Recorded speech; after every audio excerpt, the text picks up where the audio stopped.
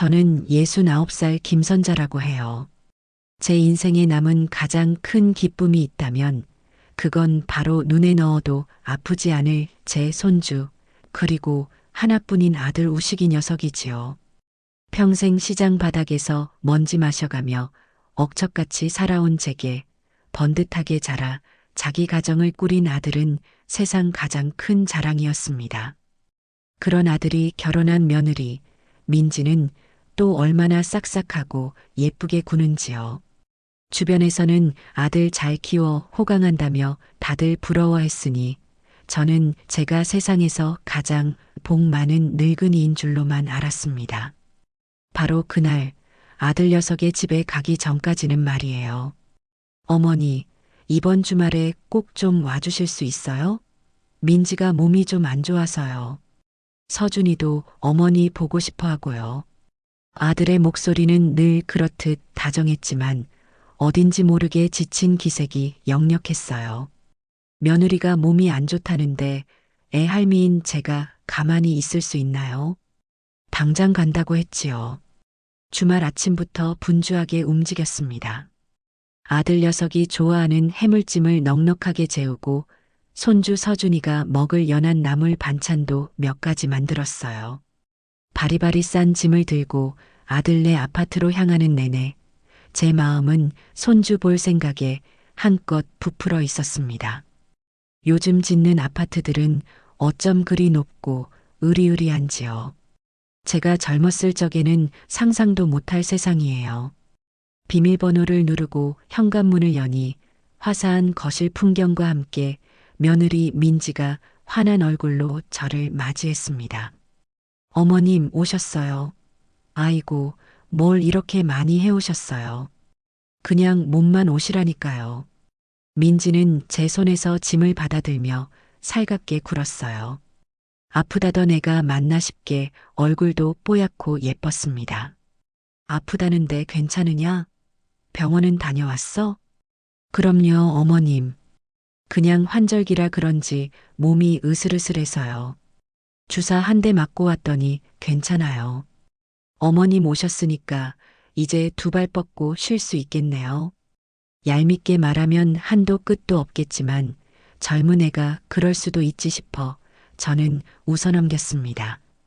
그보다도 제 눈에는 거실 한쪽에서 보행기를 타고 아장아장 걸어오는 손주 서준이밖에 보이지 않았어요. 아이고, 우리 강아지. 할미 왔네. 제가 팔을 벌리자 서준이는 좋다고 깨르르 웃으며 제 품에 안겨왔습니다. 아이에게서 나는 분내와 따뜻한 온기에 여기까지 오느라 쌓였던 피곤이 눈 녹듯 사라지는 기분이었어요. 한참 동안 손주를 안고 재롱을 보는데 민지가 옆에 와서 조잘조잘 말을 걸기 시작했습니다. 어머님, 이거 보세요. 서준이 이번에 새로 사준 유모차예요.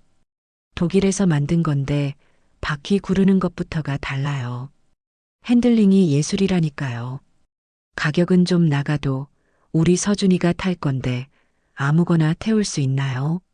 민지가 가리키는 현관 한쪽에 세워진 유모차는 제가 보기에도 번쩍이는 게 아주 갓나가 보였어요. 좋아 보이네. 얼마쯤 하더냐? 호호, 어머님 놀라실 텐데. 이거 한 대에 200만 원이 넘어요. 그래도 요즘 엄마들 사이에서는 이게 기본이에요, 기본. 제 입이 떡 벌어졌습니다. 유모차 한 대에 200만 원이라니요. 우리 우식이 키울 때는 동네에서 물려받은 낡은 유모차 끌고 다녔어도 아무 문제 없이 잘만 컸는데 말입니다. 민지의 자랑은 거기서 그치지 않았어요. 저건 스웨덴에서 만든 공기청정기고요. 우리 서준이 옷은 전부 프랑스에서 온 유기농 순면으로만 입혀요. 분유도 제일 비싼 유기농 분유만 먹이고요. 어머님, 요즘엔 이렇게 안 키우면 큰일 나요. 하도 유해 물질이 많아서요. 마치 저를 아무것도 모르는 구시대 사람 취급하는 듯한 말투였지만 저는 그저 손주를 위하는 마음이 극진해서 그러려니 좋게 생각하려 애썼습니다. 하지만 거실이며 아이 방이며 온 집안을 채운 값비싼 육아용품들을 보니 마음 한구석이 어쩐지 불편해지는 건 어쩔 수 없었어요. 우리 우식이가 버는 돈이 빤한데 저 많은 물건들을 다 사려면 얼마나 힘들까 싶었거든요. 아들이 퇴근하고 돌아올 때까지 민지는 소파에 편하게 기대 앉아 휴대폰만 들여다보았습니다. 손주를 돌보는 건 온전히 제 몫이었죠. 아프다는 핑계가 좋긴 좋은 모양이었어요. 민지는 뭐가 그리 즐거운지 휴대폰 화면을 보며 연신 미소를 지었습니다. 뭐 그리 재밌는 거라도 보느냐? 아, 어머님. 제가 활동하는 맘카페라는 곳인데 다들 저보고 천사 엄마래요. 제가 아는 정보도 공유하고 가끔 어려운 분들께 나눔도 하거든요. 다들 저를 너무 좋게 봐주셔서 몸둘 바를 모르겠어요. 민지는 수줍게 웃으며 제게 휴대폰 화면을 힐끗 보여주었어요. 화면에는 민지맘은 천사예요. 덕분에 좋은 물건 싸게 구했어요. 같은 칭찬 댓글들이 가득했습니다. 착한 일을 한다니 기특하다 싶으면서도 제 할 일은 제쳐두고 휴대폰 속 세상에만 빠져 사는 며느리의 모습이 썩 달가워 보이지는 않았습니다. 저녁 시간이 되어 아들이 퇴근하고 다 함께 제가 해온 해물찜으로 식사를 마쳤습니다. 설거지를 하고 나니 빨랫감이 산더미처럼 쌓여 있는 게 눈에 띄었어요. 아이고, 빨래가 이렇게나 많네. 내가 좀 돌려야겠다. 어머님 괜찮은데. 그냥 두세요. 됐다. 앉아만 있으니 몸이 더 쑤시는 것 같구나. 저는 손주 옷가지며 어른 옷가지가 뒤섞여 있는 빨래 바구니를 들고 세탁실로 향했습니다. 세탁실은 깔끔하게 정돈되어 있었어요. 최신형 드럼 세탁기가 늠름하게 자리를 잡고 있었고요. 저는 별 생각 없이 빨래 바구니를 기울여 세탁물을 세탁기 안으로 쏟아 넣으려 했습니다.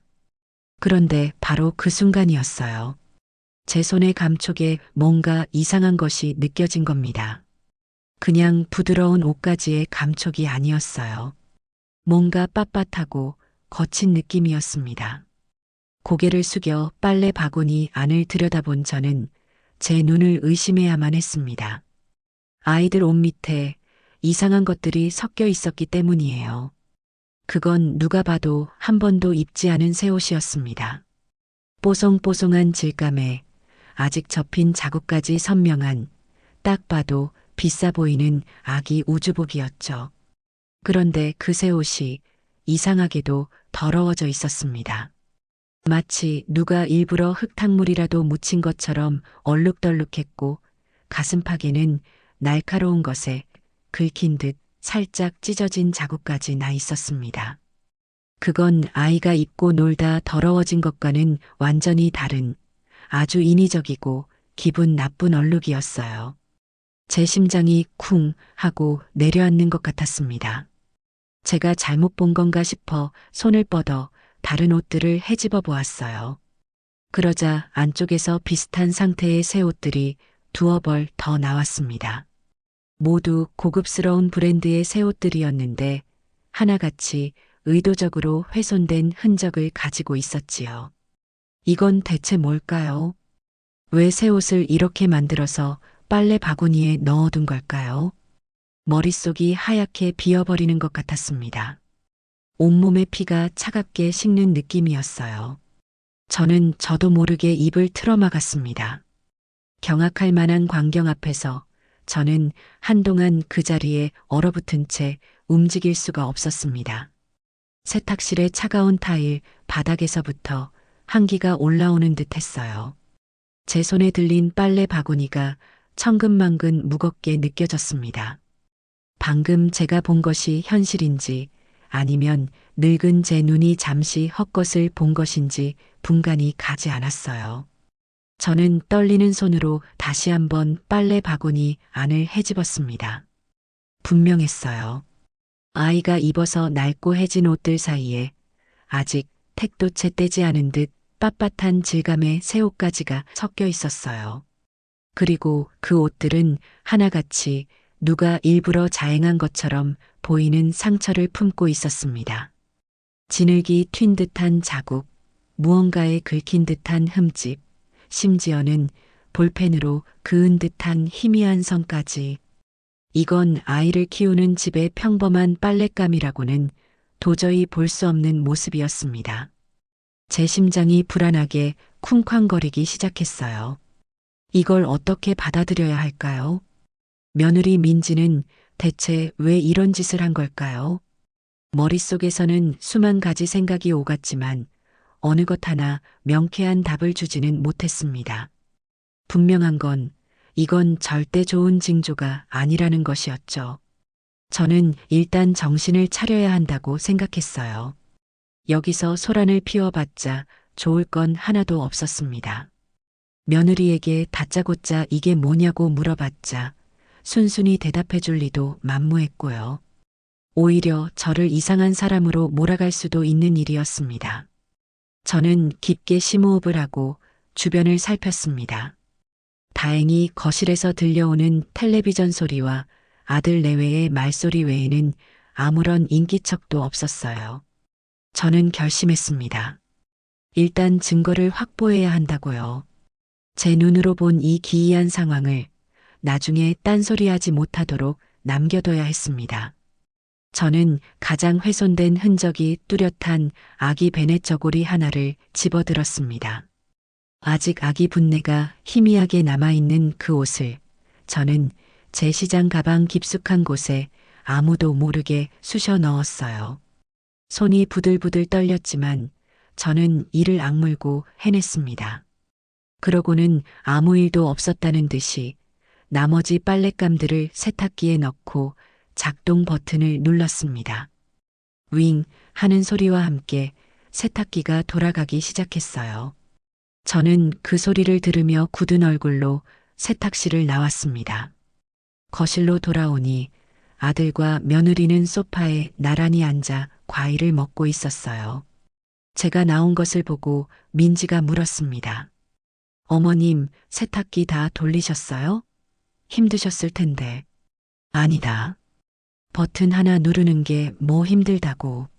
저는 애써 태연한 표정을 지으며 대답했습니다.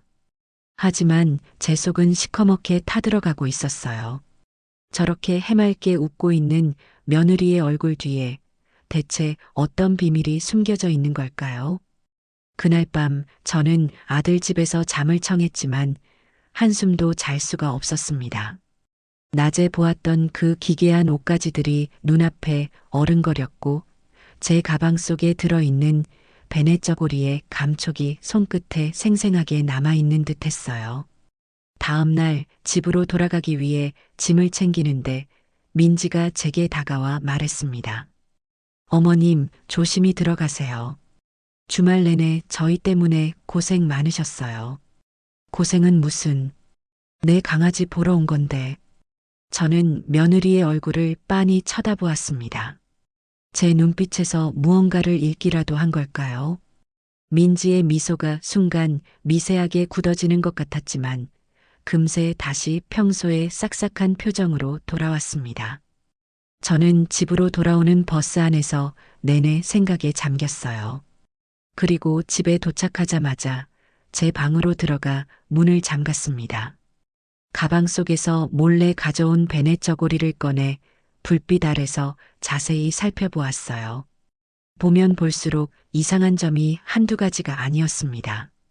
흙탕물 자국은 마치 붓으로 일부러 칠한 것처럼 부자연스러웠고 찢어진 부분은 가위로 살짝 잘라낸 듯 단면이 깨끗했습니다.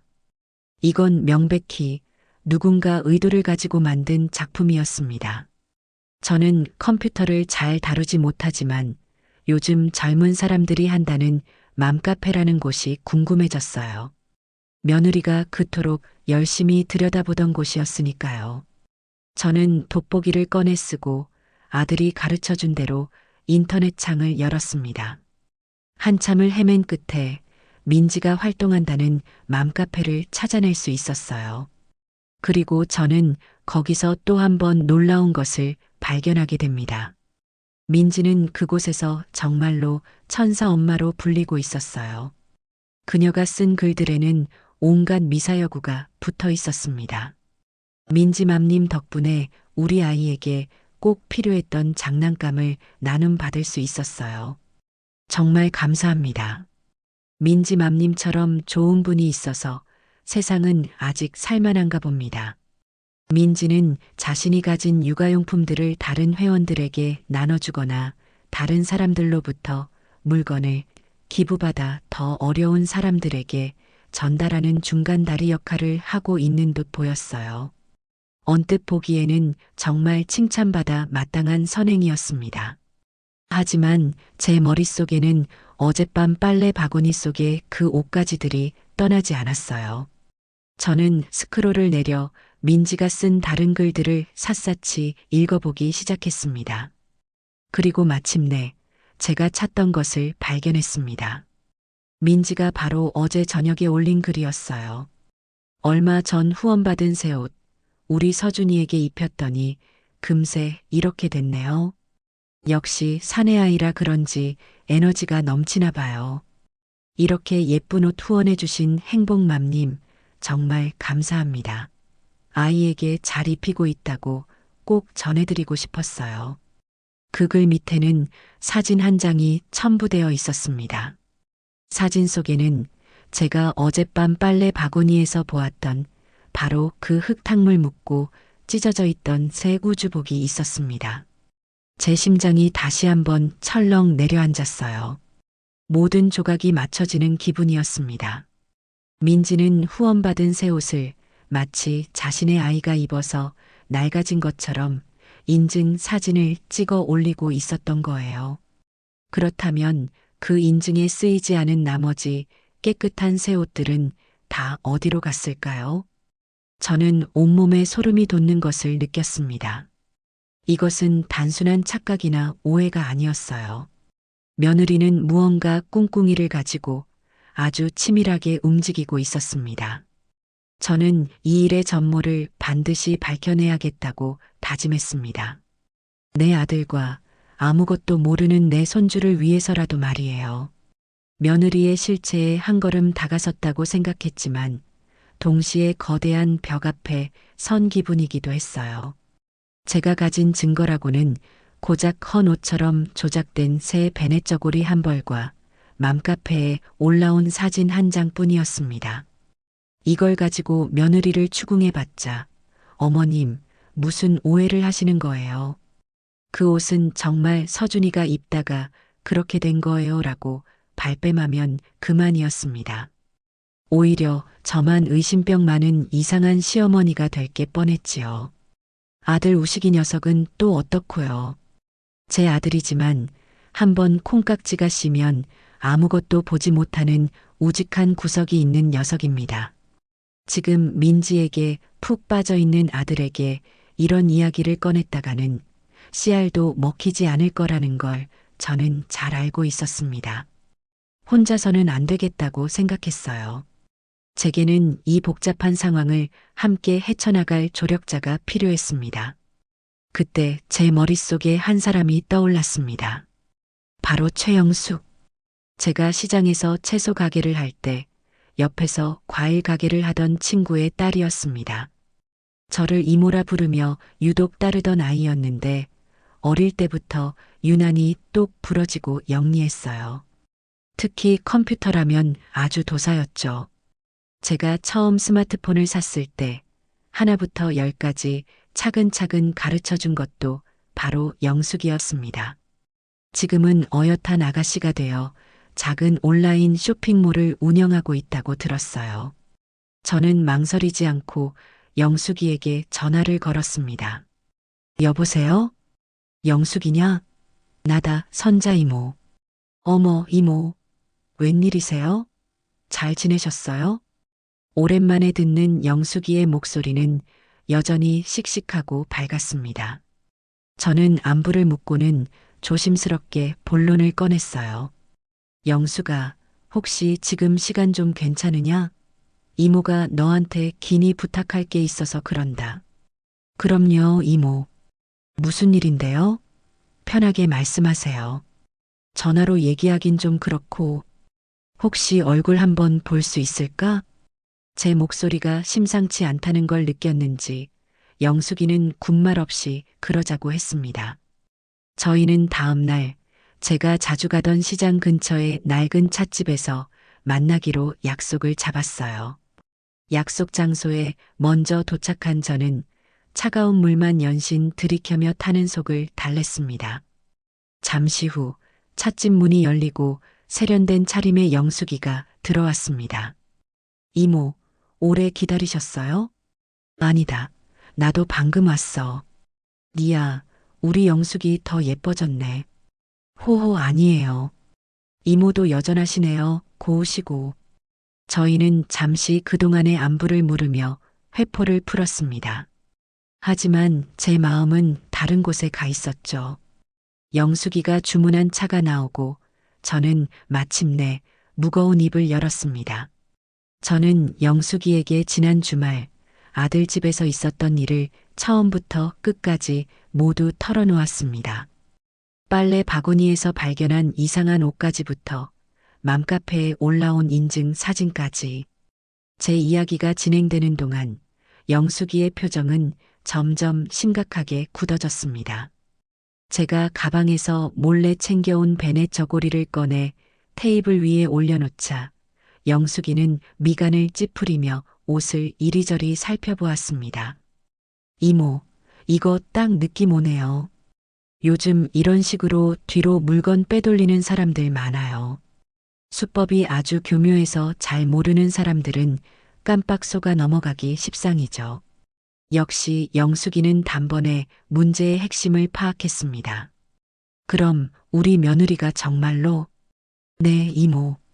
제 짐작이 맞다면 이모님 며느리는 맘카페에서 후원받은 새 물건들을 인증샷용으로 몇 개만 쓰고 나머지는 뒤로 빼돌려서 팔아치우고 있는 게 거의 확실해요. 영숙이의 확신에 찬말에 제 가슴은 무너져 내리는 것 같았습니다. 설마 했던 의심이 현실이 되는 순간이었어요. 하지만 슬퍼하고만 있을 시간은 없었습니다. 저는 눈빛을 바꾸고 영숙이에게 말했어요. 영숙아, 이모 좀 도와다오. 내가 이 일의 전모를 꼭 밝혀내야겠다. 내 아들하고 손주를 위해서라도 저런 못된 것을 그냥 두고 볼 수는 없어. 당연히 도와드려야죠, 이모. 걱정 마세요. 이런 건 제 전문 분야예요. 영숙이는 제 손을 굳게 잡아주며 흔쾌히 약속했습니다. 저는 그 자리에서 통장을 꺼내 영숙이에게 건넸습니다. 시장 장사하며 평생 쌈짓돈처럼 모아온 제 마지막 비상금이었습니다. 이거 조사하는데 필요할 거다. 사람을 쓰든 뭘 사든 아끼지 말고 마음껏 써. 돈은 걱정하지 말고 우리는 완벽한 증거만 잡으면 되는 거야. 이모, 뭘 이렇게까지. 됐다. 내 아들 인생이 걸린 일인데 이까짓 돈이 대수겠니? 그리고 한 가지 부탁이 더 있다. 이 모든 일은 내 아들은 아직 아무것도 몰라야 한다. 모든 증거는 우리가 먼저 완벽하게 잡고 그놈이 제 눈으로 직접 진실을 확인하게 만들어야 해. 제 단호한 말에 영숙이는 고개를 끄덕였습니다. 알겠어요, 이모. 그럼 오늘부터 바로 시작하겠습니다. 우선 며느님이 활동하는 맘카페에 저도 가짜 아이디로 가입해서 동태를 좀 살펴볼게요. 그리고 비밀 판매 계정을 찾아내는데 집중하겠습니다. 그렇게 저와 영숙이의 은밀한 공조가 시작되었습니다. 든든한 지원군을 얻으니 막막하기만 했던 제 마음에 희미한 희망의 빛이 보이기 시작하는 것 같았어요. 그날 이후 영숙이는 약속대로 일사천리로 움직이기 시작했어요. 마치 숙련된 탐정처럼 며느리 서민지의 온라인 활동을 샅샅이 파고들었습니다. 영숙이는 며칠 밤을 새워 민지가 활동하는 맘카페의 수천 개가 넘는 게시글을 분석했습니다. 누가 봐도 평범한 주부인 것처럼 보이는 가짜 계정을 만들어 자연스럽게 카페 회원들과 어울리며 정보를 수집했죠. 저는 매일 영숙이와 통화하며 진행 상황을 보고받았습니다. 제 심장은 하루에도 몇 번씩 천국과 지옥을 오갔습니다. 이모, 며느님 정말 대단한데요? 카페 안에서는 거의 연예인급이에요. 다들 민지맘, 천사님 하면서 떠받드네요. 선행의 아이콘으로 이미지를 완벽하게 구축해놨어요.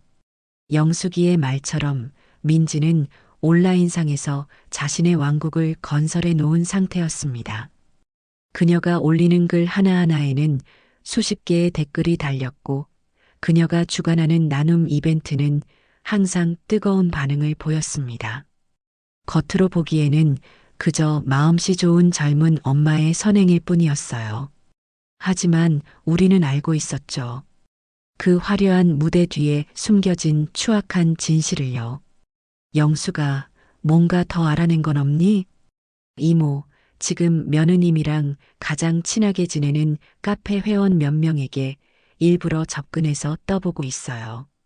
그리고 후원 물품 리스트랑 며느님이 평소에 자랑하던 물건들 목록을 비교 분석하고 있고요. 분명히 꼬리가 잡힐 거예요. 조금만 더 기다려보세요. 영숙이는 저를 안심시켰지만 제 마음은 타들어갔습니다. 그러던 어느 날 저녁 잠자리에 들려던 제게 영숙이로부터 다급한 전화가 걸려왔습니다. 이모, 찾았어요. 찾은 것 같아요. 전화기 너머로 들려오는 영숙이의 흥분된 목소리에 제 심장도 덩달아 빠르게 뛰기 시작했습니다. 뭘 찾았다는 말이냐? 며느님 비밀 계정이요. 중고거래 사이트에서 드디어 찾아냈어요. 영숙이는 숨을 고르며 차근차근 설명하기 시작했습니다. 민지는 맘카페에서 사용하는 아이디와는 전혀 다른 아주 교묘하게 위장된 아이디로 비밀 계정을 운영하고 있었습니다. 프로필 사진도 소개글도 전혀 다른 사람이었죠. 하지만 영숙이는 포기하지 않았습니다.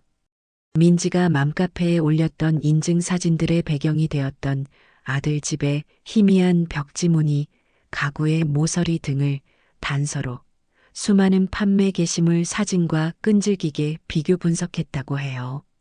그리고 마침내 동일한 배경에서 찍은 사진을 사용하는 판매자를 찾아낸 겁니다. 이모, 제가 지금 링크 보내드릴 테니 한번 보세요. 기가 막힐 거예요. 전화를 끊자마자 영숙이에게서 인터넷 주소가 담긴 메시지가 도착했습니다. 저는 떨리는 손으로 그 주소를 눌렀습니다. 화면에는 민지의 보물창고라는 이름의 온라인 상점이 나타났습니다. 그리고 그곳에서 판매되고 있는 물건들을 본 순간 저는 숨을 멈췄습니다. 온갖 종류의 새 유아용품들이었습니다. 옷, 장난감, 책, 유모차, 카시트까지 하나같이 고급 브랜드의 포장도 뜯지 않은 새 제품들이었어요. 그리고 그 물건들은 놀랍게도 민지가 그동안 맘카페 회원들에게 후원받았던 물건들의 목록과 정확히 일치했습니다.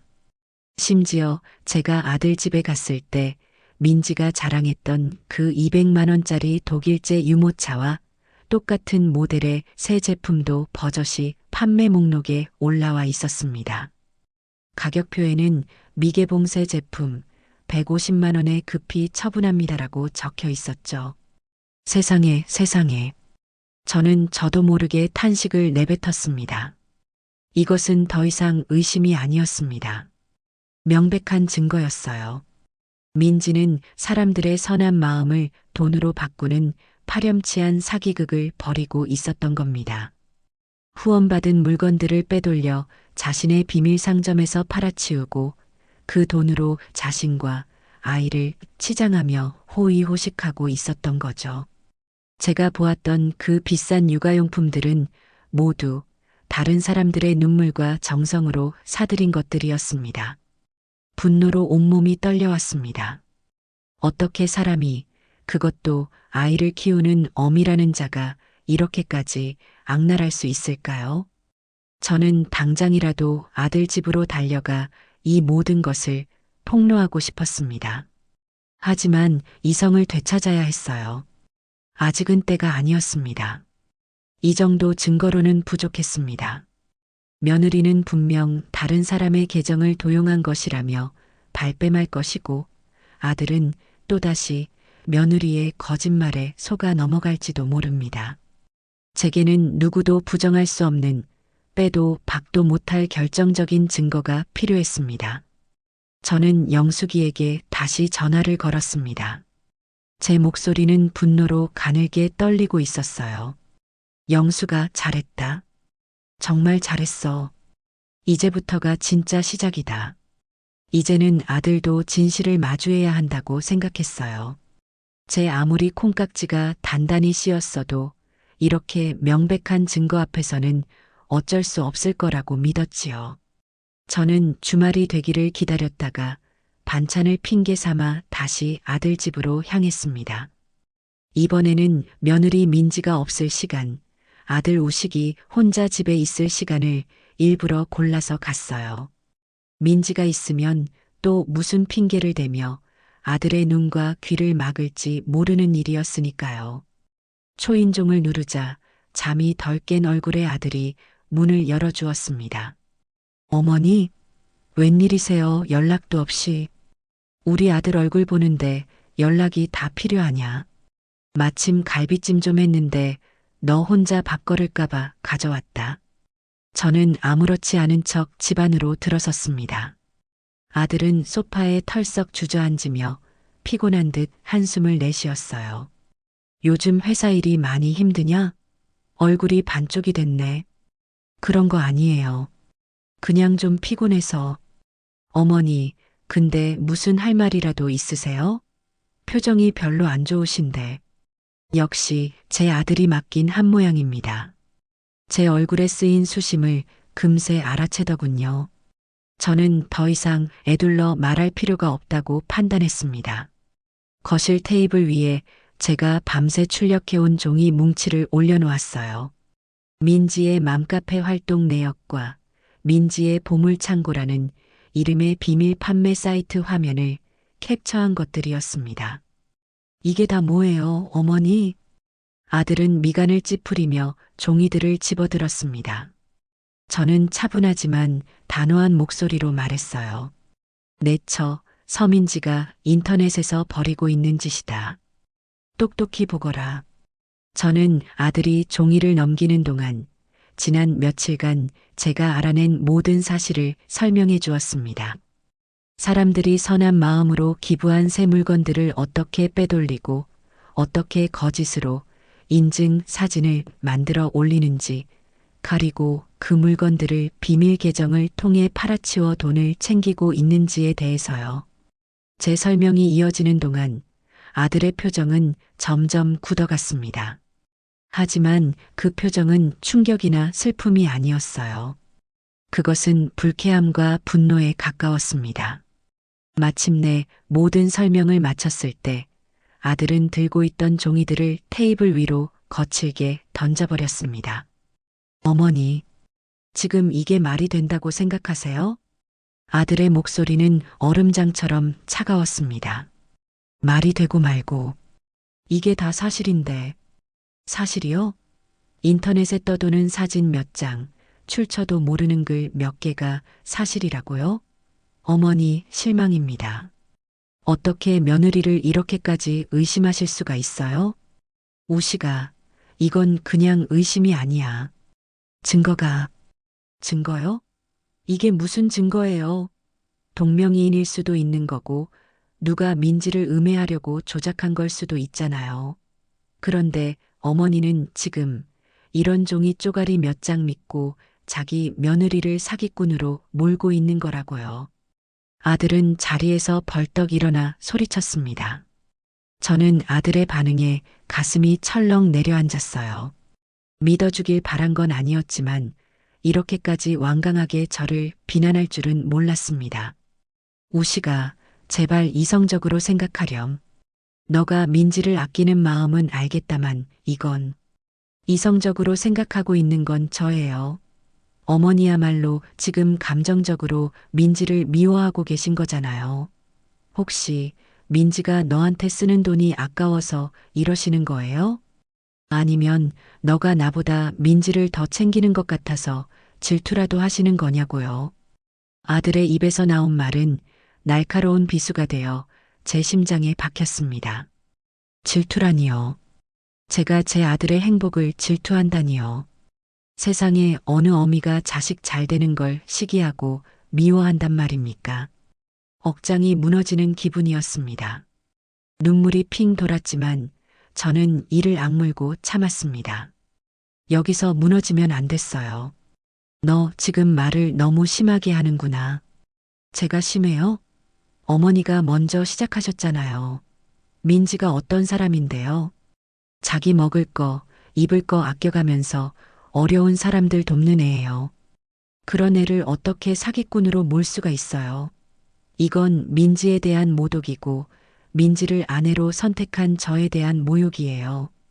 그 착한 내 처가 쓰는 돈이 다 어디서 나는지는 생각해 본 적 없느냐? 내 월급 뻔한데 집에 있는 그 비싼 물건들은 다 어떻게 산 거고? 그거요? 민지가 알뜰하게 재테크해서 번 돈이에요. 저한테는 비밀로 하고 나중에 집이라도 넓혀갈 때 짜잔하고 보여주려고 했다고요. 그런데 어머니는 민지의 그런 착한 마음까지 전부 의심하고 몰아세우고 계신 거잖아요. 아들은 완전히 이성을 잃은 듯 했습니다. 며느리가 만들어낸 허상에 단단히 사로잡혀 진실을 보려고도 하지 않았어요. 더 이상 대화가 통하지 않는다는 것을 깨달았습니다. 저는 말없이 자리에서 일어났습니다. 제 어깨가 축 처져 있는 것을 아들은 보지 못했을 겁니다. 알겠다. 너가 그렇게까지 내 철을 믿는다니 내가 더는 할 말이 없구나. 이제 그만 돌아가 주세요. 그리고 당분간은 저희 집에 오지 않으셨으면 좋겠습니다. 민지가 이 사실을 알면 얼마나 상처받겠어요. 제가 잘 말씀드릴 테니 앞으로는 저희 일에 더 이상 신경 쓰지 말아주세요. 아들은 끝내 제게 등을 보이며 말했습니다. 그 말은 제게 내리는 사형 선고나 다름없었습니다. 저는 아들 집에 와서 제 발로 걸어 나왔지만 마치 쫓겨나는 것만 같았습니다. 현관문이 닫히는 소리가 유난히 크고 무겁게 들렸어요. 텅 빈 복도에 혼자 서 있는데 다리에 힘이 풀려 주저앉을 뻔했습니다. 아들에게 배신당한 슬픔, 며느리에 대한 분노, 그리고 앞으로 어떻게 해야 할지 모를 막막함이 한꺼번에 밀려왔습니다. 하지만 저는 주저앉지 않았어요. 오히려 더 오기가 생겼습니다. 그래, 내 아들이 저렇게 눈이 멀어 제 앞가림도 못하고 있으니 이 어미가 정신 차리고 바로잡아줘야지. 누가 이기나 한번 해보자. 저는 눈물을 닦고 비틀거리는 걸음으로 엘리베이터 버튼을 눌렀습니다. 제 마음속에서는 차가운 불꽃이 타오르기 시작하고 있었습니다. 아들 집에서 쫓겨나듯 돌아온 그날 밤, 저는 쓰러지듯 자리에 누웠지만 잠을 이룰 수가 없었어요. 아들이 제게 퍼부었던 날 선 말들이 귓가에 계속 맴돌았습니다. 질투하시는 거냐고요? 당분간 오지 않으셨으면 좋겠습니다. 평생을 자식 하나만 바라보고 살아온 제게 그 말들은 그 어떤 것보다 아픈 상처를 남겼습니다. 하지만 슬픔에만 잠겨 있을 수는 없었어요. 아들이 저토록 완강하게 현실을 부정하는 것을 보니 이제는 어설픈 증거로는 어림도 없다는 것이 명확해졌습니다. 제게는 누구도, 심지어 눈과 귀를 막고 있는 내 아들조차도 부정할 수 없는, 빼도 박도 못할 진짜 증거가 필요했어요. 다음 날 아침 저는 날이 밝자마자 영숙이에게 연락했습니다. 어젯밤 있었던 일을 모두 털어놓자 영숙이는 제 일처럼 붕괴하며 길길이 날뛰었습니다. 세상에, 이모 아드님 너무한 거 아니에요? 어떻게 엄마 말을 그렇게 안 믿을 수가 있어요? 됐다. 속상한 건 나중 얘기고, 이제부터 우리가 어떻게 해야 할지 머리를 맞대야 한다. 이대로 가다가는 내 아들 인생까지 저 못된 것 손에 망가지게 생겼어. 저희는 찻집에서 다시 만났습니다. 저는 영숙이에게 제 계획을 말했어요. 이제는 우리가 직접 증거를 만들어야겠다. 며느리가 스스로 덫에 걸려들게 만드는 거야. 덫이라니요, 이모. 가장 비싸고 가장 티가 나는 물건을 미끼로 던지는 거지. 저 애가 절대 그냥 지나치지 못할 아주 탐나는 미끼를 말이다. 제 말에 영숙이의 눈이 반짝였습니다. 저희는 그 자리에서 머리를 맞대고 치밀한 함정 수사를 계획하기 시작했습니다. 우선 영숙이는 자신의 온라인 쇼핑몰 사업을 하며 알고 지내던 해외 거주 지인을 섭외했습니다. 그리고 그 지인의 명의로 아주 그럴듯한 가짜 SNS 계정을 만들었어요. 프로필 사진은 고급 저택을 배경으로 찍은 우아한 중년 여성의 사진을 구해다 올렸고, 게시물에는 온통 명품과 해외여행 사진으로 도배를 했습니다.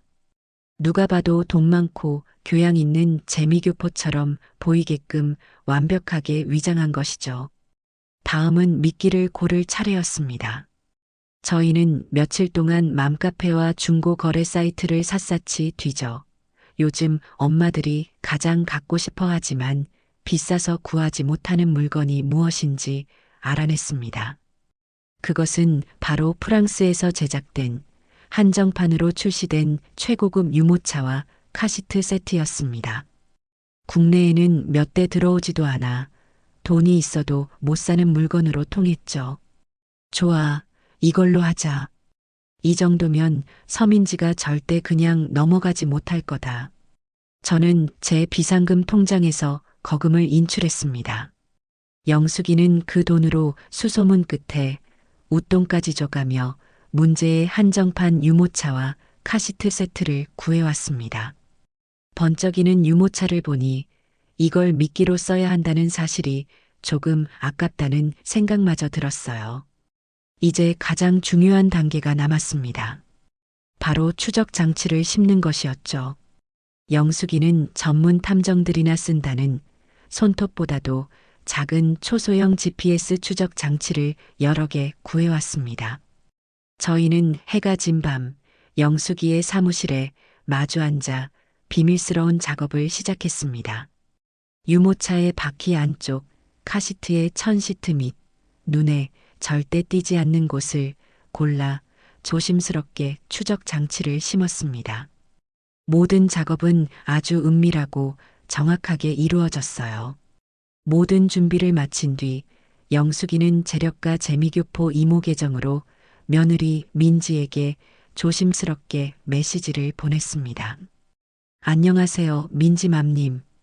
우연히 민지맘님의 선행을 접하고 깊은 감명을 받은 사람입니다. 저도 멀리서나마 좋은 일에 동참하고 싶은데 혹시 괜찮으시다면 제가 가진 물건들을 기부해도 될까요? 마침 제 손주에게 주려고 사두었던 한정판 유모차와 카시트가 있는데 쓸 일이 없게 되어서요. 영숙이가 쓴 메시지는 아주 정중하고 진심이 담겨 있는 것처럼 보였습니다. 이제 며느리가 이 미끼를 물기만을 기다리면 됐습니다. 제 심장은 조마조마하게 뛰었지만 겉으로는 태연한 척 영숙이를 다독였습니다. 이제 미끼는 던져졌다. 저 애가 이걸 물지 안 물지는 하늘에 맡겨야지. 하지만 제 예상과 달리 민지의 반응은 아주 즉각적이었습니다. 메시지를 보낸 지 10분도 채 되지 않아 답장이 왔어요. 어머나 세상에. 안녕하세요, 회장님. 제 글을 보셨다니 너무 영광이에요. 물론이죠. 당연히 괜찮고 말고요. 회장님의 그 따뜻한 마음, 제가 꼭 필요한 곳에 잘 전달해 드리겠습니다. 정말 감사합니다.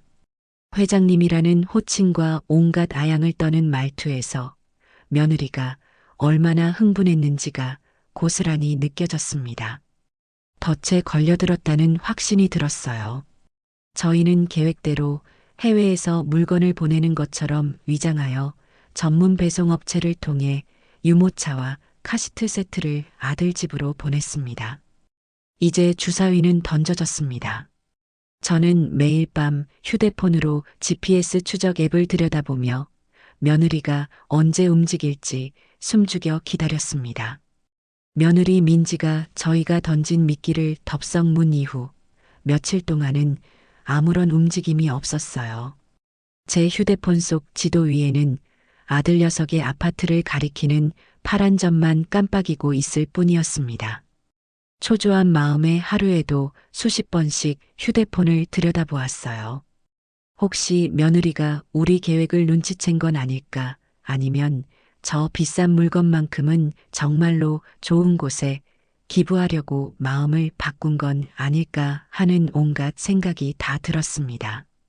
그때마다 영숙이는 제게 전화를 걸어 이모, 원래 큰 거는 천천히 움직이는 법이에요. 조급해하면 우리가 지는 거예요 라며 저를 다독였습니다. 영숙이의 말대로 저는 마음을 다잡고 묵묵히 기다렸습니다. 그리고 마침내 물건이 도착한 지 닷새째 되던 날 오후 움직임이 포착되었습니다. 먼저 움직인 것은 GPS가 아니었어요. 바로 며느리의 맘카페 활동이었습니다. 영숙이가 흥분된 목소리로 제게 전화를 걸어왔어요. 이모, 며느님, 드디어 인증샷 올렸어요. 저는 떨리는 손으로 맘카페에 접속했습니다. 민지는 재미교포 회장님의 따뜻한 마음 잘 전달했습니다라는 제목의 글을 게시했습니다. 얼마 전 익명의 재미교포 회장님께서 제게 연락을 주셔서 국내에서는 구할 수도 없는 귀한 한정판 유모차와 카시트를 후원해 주셨어요. 이 귀한 물건을 꼭 필요한 분께 전달해 드리고 싶어 수소문한 끝에 미혼모 쉼터에 계신 한 분께 잘 전달해 드렸습니다. 부디 아기와 함께 행복하시길 바랄게요. 얼굴도 모르는 분께 이런 큰 선물을 해주신 회장님께 다시 한번 깊이 감사드립니다. 글과 함께 첨부된 사진 속에는 저희가 보낸 번쩍이는 유모차가 있었습니다. 그런데 어딘가 이상했어요. 유모차 바퀴 한쪽에 마치 일부러 묻힌 것처럼 보이는 흙자국이 선명했습니다. 사용했다는 것을 보여주기 위한 그녀의 상투적인 수법이었죠. 하지만 더 기가 막힌 것은 사진 속에 등장한 것은 유모차 단 한 대뿐이었다는 겁니다. 함께 보낸 최고급 카시트는 어디에도 보이지 않았어요. 맘카페 회원들은 역시 민지맘님, 회장님도 민지맘님도 모두 천사시네요 라며 칭찬 댓글을 쏟아냈습니다. 저는 그 가증스러운 위선에 치가 떨렸습니다. 그리고 바로 그날 밤이었습니다. 밤 11시가 넘은 시각, 조용하던 제 휴대폰에서 짧은 진동이 울렸습니다. GPS 추적 앱에서 보내는 알림이었어요. 추적 대상이 이동을 시작했습니다. 저는 벌떡 일어나 휴대폰 화면을 들여다보았습니다. 아들 집 위치에 있던 파란 점들이 마치 살아있는 생물처럼 천천히 움직이기 시작하고 있었어요. 제 심장도 함께 빠르게 뛰기 시작했습니다. 저는 곧바로 옷을 챙겨 입고 영숙이에게 전화를 걸었습니다. 영숙아, 움직이기 시작했다. 지금 당장 나와. 저희는 약속했던 장소에서 만나 영숙이의 차에 올라탔습니다.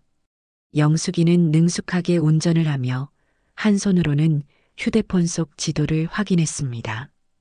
이모, 가는 방향을 보아하니 도시 외곽 쪽이에요. 인적이 드문 곳으로 가고 있어요. 그래, 거래를 하려면 그런 곳이 좋겠지. 저희는 칠흑 같은 어둠을 뚫고 파란 점이 움직이는 경로를 따라 조심스럽게 차를 몰았습니다. 1시간쯤 달렸을까요?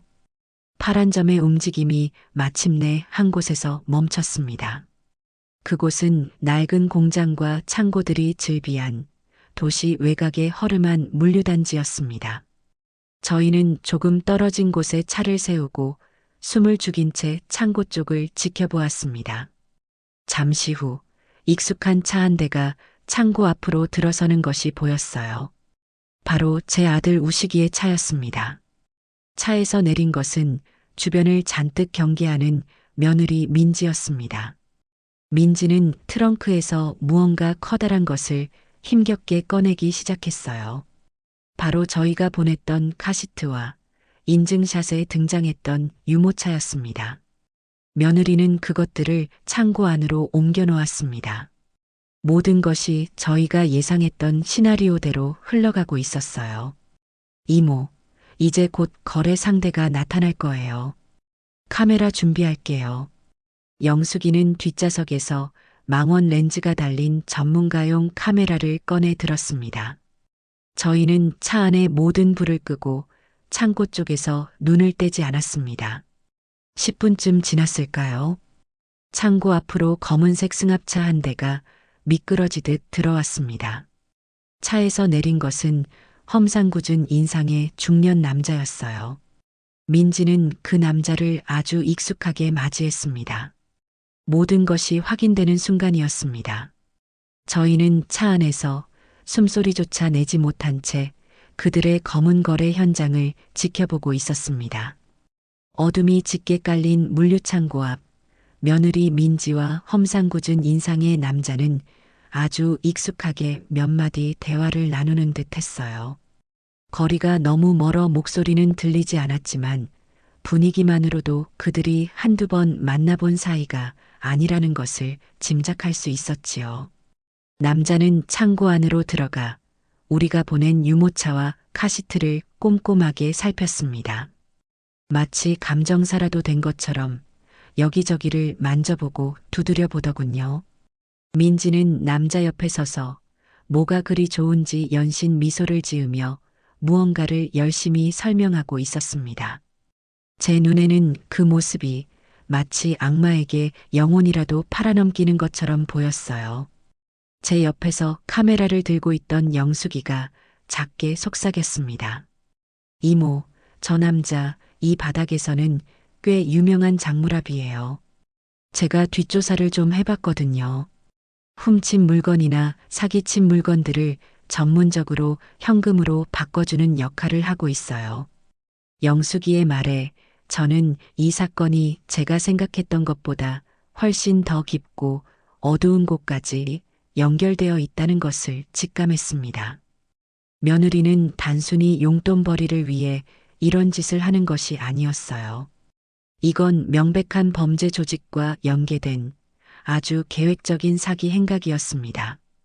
잠시 후 물건 확인을 마친 남자가 만족스러운 듯 고개를 끄덕였습니다. 그는 자신의 승합차로 가더니 두툼한 서류 봉투 하나를 들고 나왔어요. 그리고 그 봉투를 민지에게 건넸습니다. 민지는 봉투를 받아들고는 내용물을 확인하기 위해 안을 힐끗 들여다보았어요. 그 짧은 순간 봉투 안에 가득 들어있는 지폐 뭉치가 어둠 속에서도 선명하게 보였습니다. 돈을 확인한 민지의 얼굴에는 숨길 수 없는 탐욕스러운 미소가 번졌습니다. 영숙이는 바로 그 순간을 놓치지 않았습니다. 찰칵, 찰칵, 찰칵. 어둠 속에서 영숙이의 카메라 셔터 소리가 조용하지만 날카롭게 울려 퍼졌습니다. 돈 봉투를 들고 활짝 웃는 며느리의 얼굴, 그 옆에 서 있는 장무라비의 얼굴, 그리고 그들 뒤로 보이는 한정판 유모차 차량 번호까지 모든 것이 한 장의 사진 안에 완벽하게 담겼습니다.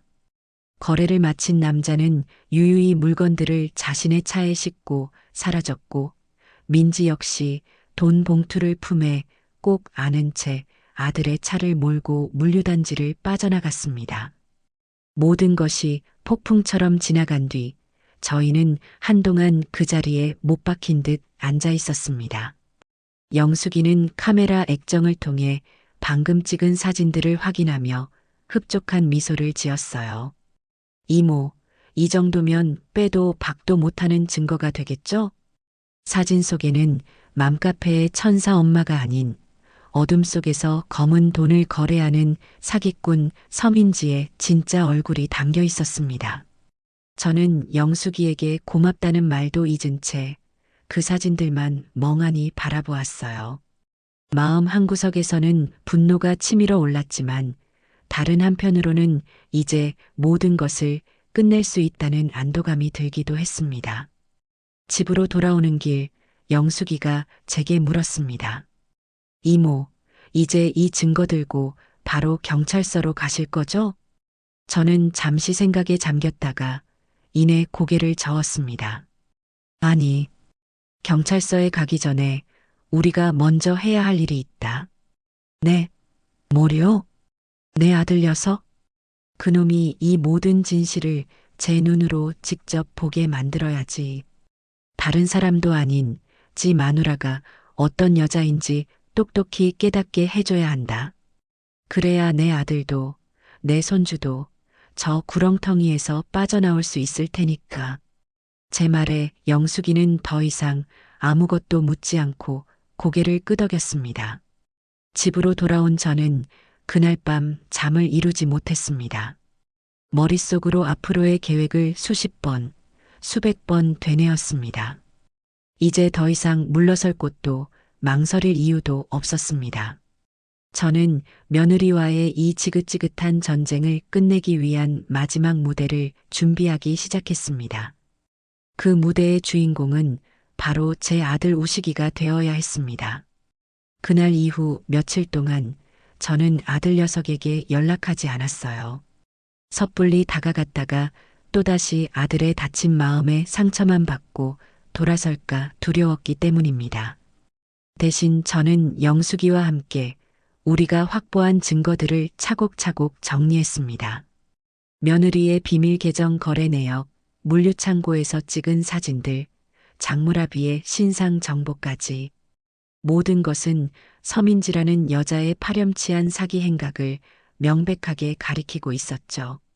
저는 때를 기다렸습니다. 제 아들이 스스로 생각하고 스스로 의심을 품게 될 그 순간을요. 그리고 그 순간은 생각보다 빨리 찾아왔습니다. 나중에 아들에게 들어 알게 된 이야기입니다만 바로 그 주에 아들 녀석의 회사에서는 월급날이 있었다고 해요. 그런데 그날 저녁 아들은 은행으로부터 이상한 알림 메시지 하나를 받게 됩니다. 부부 공동 명의로 된 생활비 통장에 출처를 알 수 없는 거액의 현금 500만 원이 입금되었다는 메시지였죠. 아들은 당연히 며느리인 민지에게 이게 무슨 돈이냐고 물었다고 합니다. 그때 민지의 반응이 아주 이상했다고 해요. 아, 그거 그냥 내 친구가 예전에 빌려갔던 돈 갚은 거야. 신경 쓰지 마. 민지는 대수롭지 않게 말했지만 어딘지 모르게 눈빛이 흔들리고 말을 더듬기까지 했다더군요. 평소에 당당하던 모습과는 전혀 다른 모습이었죠. 아들은 뭔가 이상하다는 생각을 했지만 일단은 그냥 넘어갔다고 합니다. 그런데 진짜 문제는 그 다음날 아침에 터졌습니다. 아침에 눈을 떠 은행 앱을 확인해 본 아들은 자신의 눈을 의심했습니다. 어젯밤 입금되었던 500만 원이 그새 흔적도 없이 다른 계좌로 빠져나가고 없었던 겁니다. 아들은 곧바로 민지를 깨워 이게 어떻게 된 일이냐고 물었습니다. 그 돈, 우리 엄마가 급하게 필요하다고 해서 내가 잠깐 보내드렸어. 금방 다시 채워 넣을 거니까 걱정하지 마, 자기야. 하지만 아들은 이미 알고 있었습니다.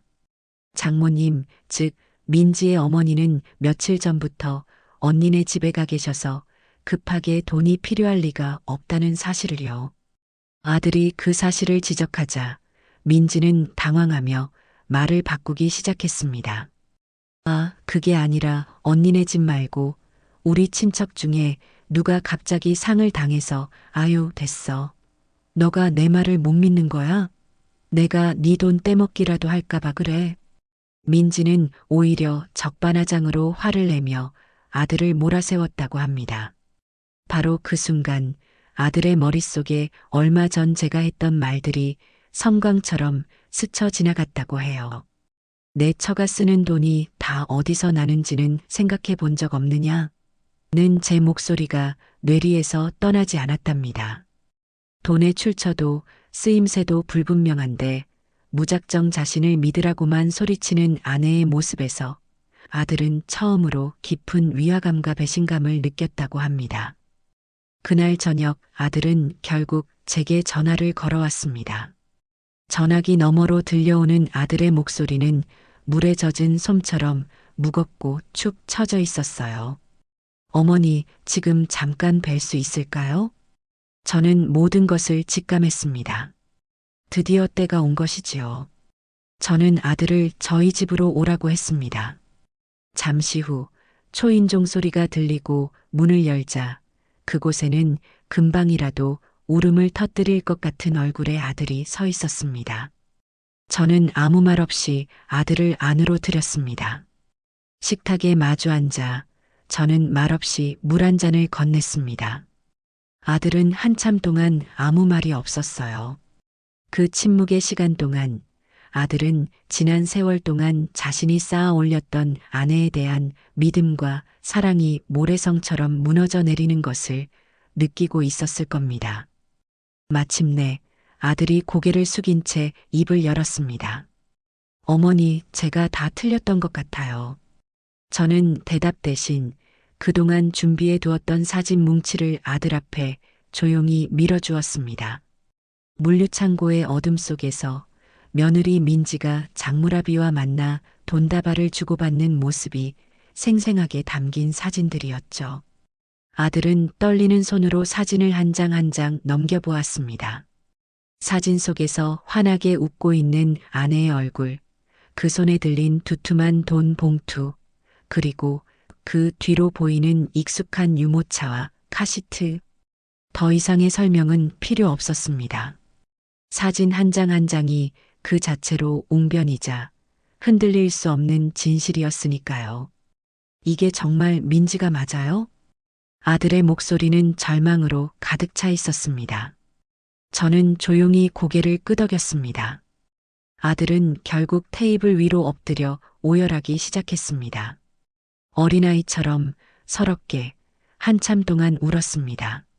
저는 말없이 다가가 아들의 등을 쓸어주었습니다. 자식을 잘못된 길에서 건져내는 것이 부모의 역할이라면 지금 이 순간의 고통 또한 제 아들이 온전히 감당하고 넘어가야 할 산이었습니다. 한참을 울던 아들이 마침내 고개를 들었습니다. 눈물과 콧물로 범벅이 된 얼굴은 그러나 더 이상 어리석은 남편의 얼굴이 아니었습니다. 그것은 비로소 진실을 마주하고 자신이 무엇을 해야 할지 깨달은 한 아이의 아버지이자 제 아들의 얼굴이었습니다. 어머니, 제가 어떻게 하면 좋을까요? 제가 서준이 아빠로서 그리고 어머니 아들로서 이제 뭘 어떻게 해야 하는 걸까요?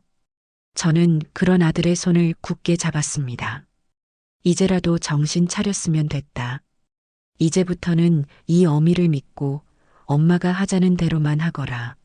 내 처가 저지른 죄값 우리가 확실하게 치르게 해줘야지. 내 인생도 내 손주 인생도 저런 구렁텅이에서 우리가 직접 건져내는 거야. 제 단호한 말에 아들의 눈빛이 흔들림 없이 빛나기 시작했습니다. 그날 밤 저와 아들은 처음으로 한 팀이 되었습니다. 며느리 서민지를 심판대에 세우기 위한 우리의 길고도 처절한 반격이 비로소 시작된 것입니다.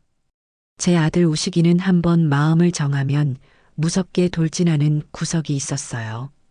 아내의 실체를 알게 된 충격과 배신감은 곧바로 서민지를 향한 차가운 분노로 바뀌었습니다. 아들은 당장이라도 집에 달려가 모든 것을 뒤집어 엎고 싶어 했지만 저는 그런 아들을 말렸습니다. 아니다. 지금 너가 흥분해서 일을 그르치면 저 영악한 것이 또 무슨 수로 빠져나갈지 모른다. 이럴 때일수록 우리는 더 차갑고 이성적으로 움직여야 해. 그럼 어떻게 해요, 어머니? 저 인간 얼굴을 어떻게 보라고요? 연기를 해야지. 아무것도 모르는 척, 평소처럼 다정한 남편인 척 연기를 해야 한다. 저것이 방심하고 제 발로 심판대 위에 올라오게 만들려면 우리가 먼저 완벽한 배우가 되어야 하는 거야. 제 말에 아들은 이를 악물었지만 결국 고개를 끄덕였습니다. 다음 날 저희는 영숙이를 저희 집으로 불렀습니다. 이제는 세 사람이 머리를 맞대고 다음 작전을 짜야 할 때였으니까요. 영숙이는 그동안 추가로 알아낸 정보들을 저희 앞에 펼쳐놓았습니다. 이모 아드님, 제가 장무라비에 대해서 좀 더 알아봤는데요. 이 인간 정과도 여러 개 있고 지금도 다른 여러 건에 연루되어 있어서 경찰이 주시하고 있는 인물이더라고요. 아마 우리가 판을 잘 짜면 자기 혼자 살겠다고 며느님을 불어버릴 가능성이 아주 높아요. 영숙이의 말에 저희는 계획을 세웠습니다. 바로 장무라비를 먼저 우리 편으로 만드는 것이었죠. 뱀의 머리를 치기 전에 그 옆에 붙어 있는 혓바닥부터 잘라내기로 한 겁니다. 저희는 일부러 장무라비가 혼자 사무실에 있을 시간을 골라 약속도 없이 그곳을 급습했습니다. 허름한 오피스텔 건물에 위치한 그의 사무실은 온갖 중고 물건들이 어지럽게 널려 있어 발 디딜 틈도 없었어요. 우리가 들이닥치자 남자는 기분 나쁜 얼굴로 우리를 쏘아보았습니다. 누구신데 함부로 들어오고 난리야? 저는 대답 대신 영숙이가 찍었던 사진들을 그의 책상 위에 한 장씩 펼쳐놓았습니다. 며느리와 돈을 거래하던 바로 그 사진들이었죠. 사진을 본 남자의 얼굴이 순식간에 굳어졌습니다. 이게 뭐야? 당신들 뭐야, 정체가. 남자가 당황해서 소리치자 제 아들 우식이가 앞으로 나섰습니다. 아들의 눈에는 뜨거운 분노가 이글거리고 있었어요. 사진 속 여자의 남편 되는 사람이요. 그리고 당신은 내 아내와 함께 내 가정을 망가뜨린 사기꾼의 공범이고. 무슨 소리야. 나는 그냥 저 여자가 파는 물건을 사줬을 뿐이라고. 나는 아무것도 몰라. 남자는 필사적으로 발뺌하기 시작했습니다. 저는 그때를 놓치지 않고 차갑게 말했습니다. 모르긴 뭘 몰라. 당신이 서민지랑 주고받은 문자 메시지, 통화 내역, 우리가 이미 다 확보하고 있는데 당신이 이 바닥에서 어떤 인간인지 지금 경찰이 당신을 왜 주시하고 있는지도 다 알고 있어. 여기서 계속 우리랑 말장난할 텐가 아니면 순순히 협조하고 죄를 조금이라도 덜어볼 텐가. 물론 문자 메시지나 통화 내역 같은 건 없었습니다. 하지만 남자는 제 기세에 완전히 압도당한 듯 보였어요. 얼굴이 하얗게 질려서는 아무 말도 하지 못하고 입술만 달싹거렸습니다. 아들이 마지막 쐐기를 박았습니다. 당신한테는 두 가지 선택지가 있어.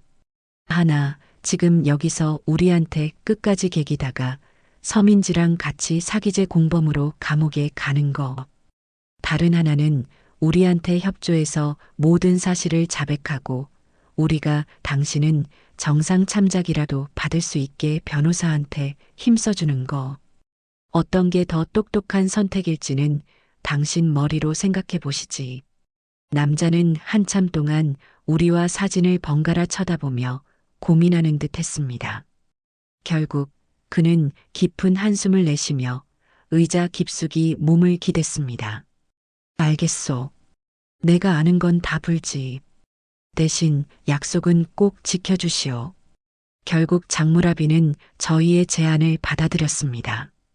그는 서민지를 처음 만나게 된 과정부터 그동안 어떤 물건들을 얼마나 거래해 왔는지, 돈은 어떻게 나누었는지까지 모든 것을 털어놓았습니다. 그의 자백은 저희가 예상했던 것보다 훨씬 더 충격적이었습니다. 민지는 이미 1년 넘게 이런 짓을 해왔고 그동안 빼돌린 물건값만 해도 수천만 원에 달했습니다. 영숙이는 그의 자백을 전부 녹음하고 자필로 진술서까지 받아냈습니다. 이제 서민지가 빠져나갈 구멍은 어디에도 없었습니다. 저희는 완벽한 창과 방패를 모두 손에 쥔 셈이었죠. 사무실을 나오며 저는 아들의 어깨를 두드려 주었습니다. 잘했다, 아들아. 아주 잘했어. 아들은 아무 말 없이 고개만 끄덕였습니다. 그 눈에는 이제 더 이상 슬픔이나 혼란은 보이지 않았습니다. 오직 모든 것을 제자리로 돌려놓겠다는 단단한 결의만이 가득 차 있을 뿐이었습니다. 이제 복수를 위한 모든 준비는 끝났습니다. 남은 것은 가장 화려한 무대를 준비하는 것뿐이었습니다.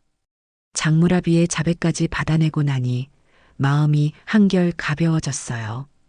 이제 법적으로나 도의적으로나 며느리 서민지를 심판대에 세울 모든 준비는 끝난 셈이었죠. 하지만 저는 이대로 사건을 경찰서에 넘기고 싶지 않았습니다. 그렇게 조용히 끝내버리기에는 제 아들이 받은 상처와 저희 가족이 겪은 마음고생이 너무나도 컸습니다. 며느리는 자신이 저지른 죄값을 자신이 가장 사랑하고 자랑스러워했던 바로 그 무대 위에서 모든 사람들의 눈앞에서 치르게 해야 마땅하다고 생각했어요. 저는 제 생각을 영숙이와 아들에게 말했습니다. 서민지가 가장 빛난다고 생각하는 순간에 가장 깊은 나락으로 떨어뜨려야 한다. 자신이 쌓아 올린 모든 명예와 위선이 한순간에 무너져 내리는 것을 제 눈으로 똑똑히 보게 만들어야 해. 제 말에 아들과 영숙이는 잠시 생각에 잠기더니 이내 결연한 표정으로 고개를 끄덕였습니다. 우리의 뜻은 하나였습니다. 영숙이가 다시 한번 재력가 재미교포 이모로 나설 때가 온 것이죠. 영숙이는 맘카페 운영진에게 정중한 이메일 한 통을 보냈습니다. 안녕하세요. 맘카페 운영진 여러분. 저는 미국에 거주하고 있는 교포입니다. 평소 민지맘님의 선행을 멀리서나마 지켜보며 깊은 감명을 받아왔습니다. 민지맘님 같은 분이야말로 이 시대의 진정한 영웅이 아닐까 싶습니다. 다름이 아니라 곧 있을 맘카페 연말 총회 행사에서 제가 민지맘님께 특별 감사패를 수여하고 싶은데 괜찮을지 여쭙고 싶습니다. 민지맘님의 선행을 널리 알려 더 많은 분들이 나눔에 동참하는 계기가 되었으면 하는 바람입니다. 물론 감사패 제작과 행사에 필요한 모든 경비는 제가 부담하겠습니다. 영숙이의 제안은 너무나도 그럴듯했습니다. 맘카페 입장에서는 자신들의 위상을 높일 수 있는 절호의 기회였고 돈 한 푼 들이지 않고 행사를 더 풍성하게 만들 수 있으니 마다할 이유가 없었죠. 운영진은 즉시 영숙이의 제안을 받아들였고 일은 일사천리로 진행되었습니다. 맘카페 전체 공지사항에는 올해의 천사맘, 서민지님을 위한 특별 시상식이라는 제목의 글이 대문짝만하게 걸렸습니다. 이 소식을 접한 며느리 민지는 그야말로 기쁨을 주체하지 못했다고 해요. 그날 저녁 집에 돌아온 아들 우식이는 일부러 더 과장된 연기를 펼쳤습니다. 여보, 이거 봤어? 당신 맘카페에서 상 받는데. 니야, 역시 우리 아내 대단하다. 내가 당신이 언젠가는 이렇게 인정받을 줄 알았어. 아들이 호들갑을 떨며 공지사항을 보여주자 민지는 이미 알고 있었다는 듯 새침한 표정을 지으면서도 입꼬리가 귀에 걸리는 것은 숨기지 못했다고 합니다. 호호, 뭘 이런 걸 가지고.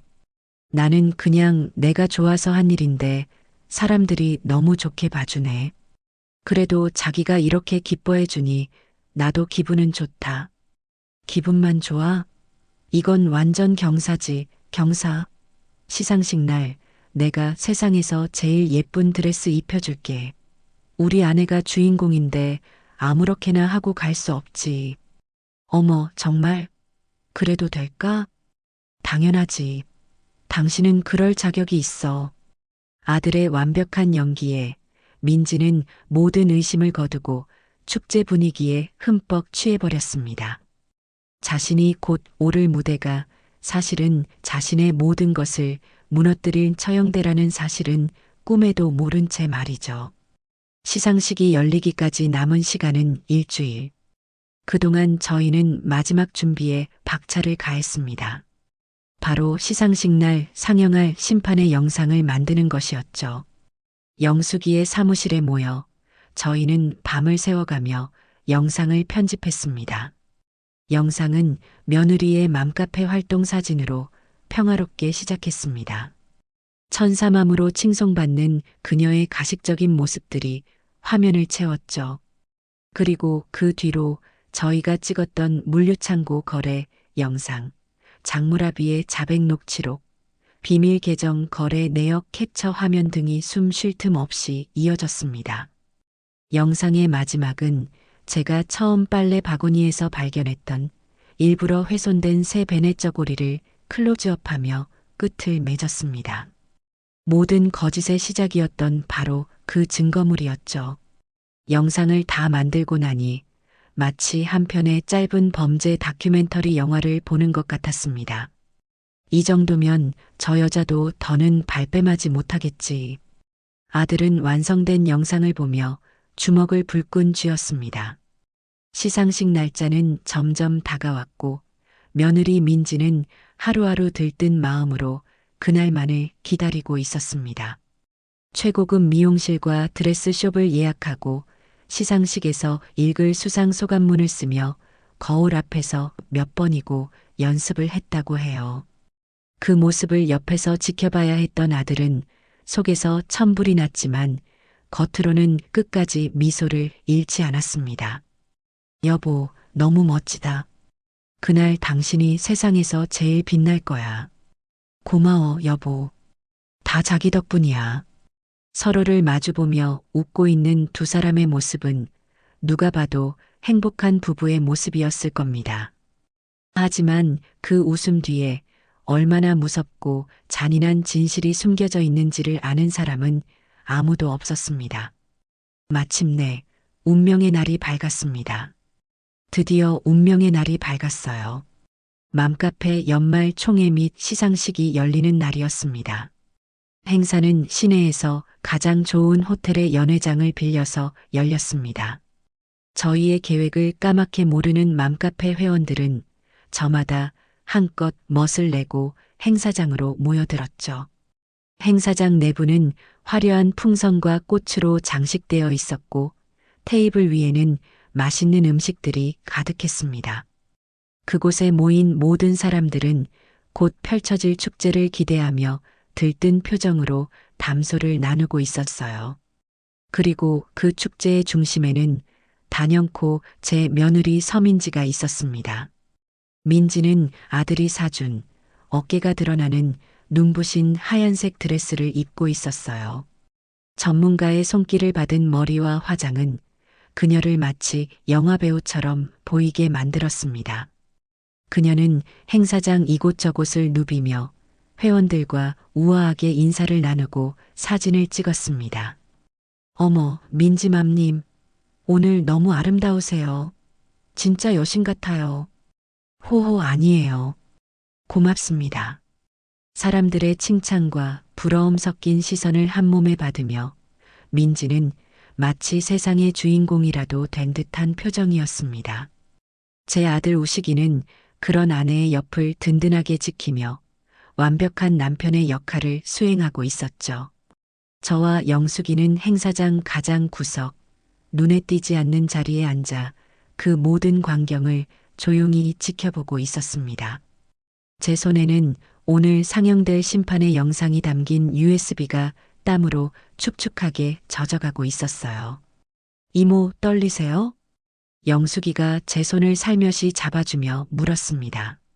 아니, 떨리기는 오히려 아주 재미있구나. 자기 발로 처형대에 올라가는 저 모습을 보니 말이다. 제 말처럼 민지는 자신의 운명도 모른 채 인생 최고의 순간을 만끽하고 있었습니다. 잠시 후 행사의 사회자가 단상 위로 올라 마이크를 잡았습니다.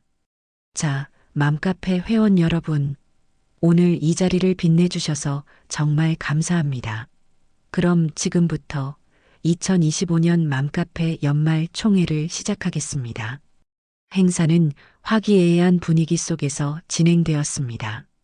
각종 경품 추첨과 장기자랑이 이어졌고 사람들의 웃음소리가 연회장을 가득 채웠습니다.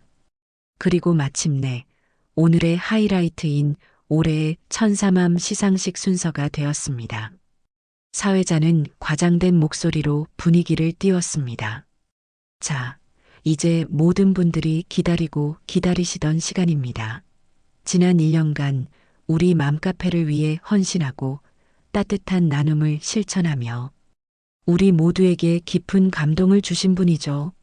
올해의 천사맘 서민지님을 큰 박수와 함께 무대 위로 모시겠습니다.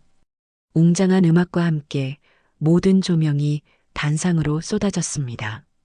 민지는 회원들의 뜨거운 박수갈채를 받으며 우아한 걸음으로 무대 위로 올라갔습니다. 그녀의 눈가에는 이미 감동의 눈물이 그렁그렁 맺혀 있었어요. 맘카페 운영진이 그녀에게 커다란 꽃다발과 함께 올해의 천사맘이라는 글씨가 새겨진 황금빛 감사패를 수여했습니다. 민지는 감사패를 받아들고 마이크 앞에 섰습니다. 흡흡 여러분, 정말 감사합니다. 민지는 감격에 겨운 듯 말을 잇지 못하고 눈물부터 흘렸습니다. 연회장에 모인 회원들은 울지 마세요. 민지맘님 최고를 외치며 그녀를 격려했죠. 한참 동안 감정을 추스르던 민지가 마침내 준비해 온 수상 소감을 읽기 시작했습니다. 제가 뭐라고 이런 큰 상을 받는지 모르겠습니다. 저는 그저 아이를 키우는 엄마로서 우리 아이들이 조금 더 따뜻한 세상에서 살았으면 하는 작은 바람 하나로 나눔을 시작했을 뿐입니다. 제가 한 일은 정말 아무것도 없습니다. 오히려 부족한 저를 믿고 함께 해주신 우리 맘카페 회원님들과 보이지 않는 곳에서 따뜻한 마음을 보내주신 수많은 후원자님들 덕분입니다. 이 모든 영광을 그분들께 돌리고 싶습니다. 민지의 위선적인 연설은 계속되었습니다. 그녀는 자신의 희생과 노력을 은근히 내비치면서도 모든 공은 다른 사람에게 돌리는 교묘한 화술을 사용했습니다. 그리고 이 자리를 빌려 늘 제 곁에서 저를 묵묵히 응원해주고 지지해준 제 사랑하는 남편에게 정말 고맙다는 말을 하고 싶어요. 여보, 당신이 없었다면 오늘의 나도 없었을 거야. 정말 고맙고 사랑해. 민지가 객석에 앉아있는 아들을 향해 손을 흔들자 아들은 약속대로 환하게 웃으며 손으로 하트를 만들어 보였습니다. 그 모습에 회원들은 감동의 탄성을 내뱉었습니다. 민지는 그야말로 자신의 인생에서 가장 빛나는 정점에 서 있었습니다. 수상 소감을 마친 민지가 무대에서 내려오려 할 때 사회자가 그녀를 붙잡았습니다. 아, 잠시만요, 민지님. 아직 끝나지 않았습니다. 민지님을 위해 아주 특별한 분이 깜짝 선물을 준비하셨다고 하는데요. 네, 깜짝 선물이요? 민지는 정말 몰랐다는 듯 놀란 표정을 지었습니다. 사회자는 웃으며 말을 이었습니다. 네, 바로 민지님께 한정판 유모차를 후원해 주셨던 그 익명의 재미교포 회장님께서 민지님의 수상을 축하하기 위해 특별히 제작한 영상 편지를 보내주셨습니다. 자, 그럼 다 함께 스크린을 보실까요? 연회장의 모든 조명이 꺼지고 무대 뒤편의 거대한 스크린에 모든 사람들의 시선이 집중되었습니다. 민지 역시 기대에 가득 찬 표정으로 스크린을 바라보고 있었죠. 마침내 영상이 시작된다는 카운트다운 숫자가 스크린에 떠올랐습니다. 5, 4, 3, 2, 1. 저는 제 손에 쥔 USB를 더욱 꽉 움켜쥐었습니다. 이제 곧 심판의 시간이 시작될 것이었습니다. 연회장의 모든 조명이 꺼지고 거대한 스크린에 카운트다운 숫자가 사라지자 감미로운 배경음악과 함께 영상이 시작되었어요. 영상의 첫 장면은 며느리 민지가 그동안 맘카페에 올렸던 선행 인증 사진들이었습니다. 어려운 이웃에게 전달했다는 유아용품들, 아이들에게 직접 쓴 손편지, 그리고 환하게 웃고 있는 민지의 얼굴. 그 위로 우리들의 천사맘, 서민지님이라는 자막이 떠올랐죠. 연회장에 모인 회원들은 와 하는 감탄사를 내뱉으며 스크린을 바라보았습니다. 민지의 어깨는 더욱 으쓱해졌고 제 아들 우식이의 손을 꼭 잡으며 감격스러운 표정을 지어 보였어요. 하지만 그 평화는 그리 길지 않았습니다. 화면이 갑자기 어두워지더니 다음 장면으로 넘어갔거든요. 화면에 나타난 곳은 어둡고 칙칙한 물류창고였습니다. 낯선 풍경에 연회장이 술렁이기 시작했어요. 어머, 이게 뭐지? 영상이 바뀐 거 아니야? 하는 웅성거림이 들려왔습니다. 민지의 얼굴에서도 미소가 사라지고 당황한 기색이 역력했어요. 화면 속으로 익숙한 인형이 들어섰습니다. 바로 제 며느리 민지였어요. 민지는 주변을 두리번거리며 누군가를 기다리고 있었습니다. 잠시 후 험상궂은 인상의 남자가 나타나 민지와 익숙하게 인사를 나누었죠. 연회장의 웅성거림은 더욱 커졌습니다. 민지는 당황해서 사회자에게 소리쳤어요. 저기요, 지금 영상이 잘못 나온 것 같은데요. 이거 빨리 끄세요. 뭐 하는 거예요? 하지만 사회자는 약속대로 못 들은 척 어깨를 으쓱할 뿐이었고 영상은 계속해서 재생되었습니다. 화면 속 민지는 우리가 보냈던 바로 그 한정판 유모차와 카시트를 남자에게 보여주며 무언가를 열심히 설명하고 있었습니다. 그리고 마침내 남자가 두툼한 돈 봉투를 꺼내 민지에게 건네는 장면이 화면 가득 클로즈업 되었습니다. 돈 봉투를 받아든 민지의 얼굴에 피어나는 탐욕스러운 미소까지 고화질 카메라에 생생하게 담겨 있었죠.